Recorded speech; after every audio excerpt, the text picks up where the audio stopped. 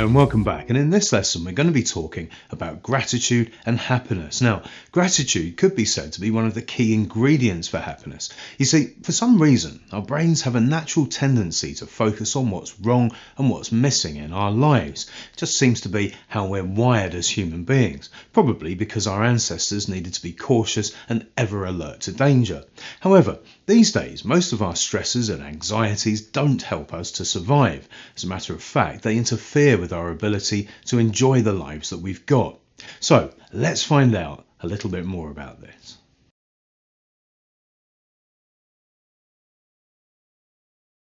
Okay, so fortunately, we can develop tools to overcome this negative tendency, and one of the most important of these tools is an attitude of gratitude. Now, there are times in our lives when our gratitude flows naturally, and it's great when it does that. Our minds turn towards all that's good about our lives, not just the singular event or the object of our gratitude.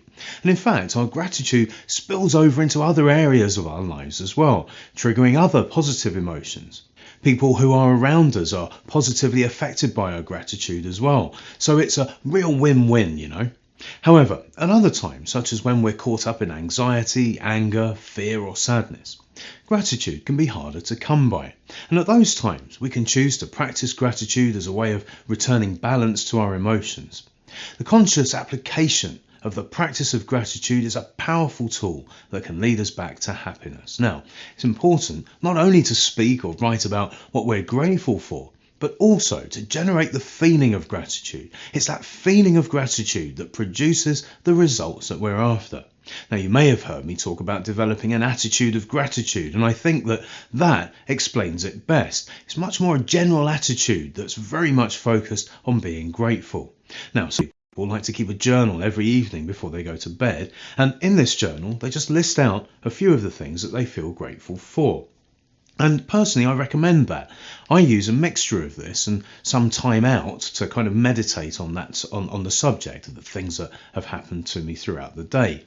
Either way, begin to notice throughout your day those moments that just begin to give you a little bit of joy, and consciously choose to express gratitude for those moments. Actually take the time to focus on how grateful you are for them. Now, these things don't have to be huge, they don't have to be big events. Perhaps just eye contact with someone at work who gives you a sense of connection that you could be grateful for. It might just be a small thing, but it's still noteworthy, so write it down and add it to your gratitude list. Or you might notice a nice view as you're walking to work, and again, you could just write that down as well. And of course, over time and gradually, your list will begin to grow, and as it does, the feeling of gratitude will grow with it. And soon you'll begin to have days when the feeling of gratitude just flows really easily, and that is when things will start to get really good.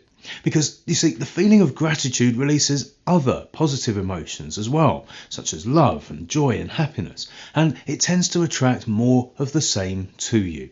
People who actively and consciously practice gratitude are more positive overall than those who don't. They feel better about themselves, they experience less physical pain, and they tend to exercise more in an ever-expanding upward spiral of being positive. They're also more likely to be supportive and kind to each other.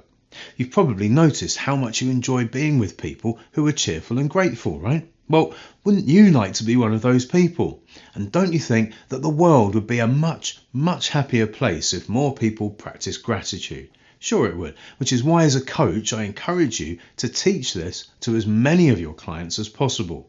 So my suggestion is, let's all commit now to sharing and practicing gratitude, okay? And by doing so, we'll not only help ourselves to feel happier, but we'll also help the people around us to feel happier too.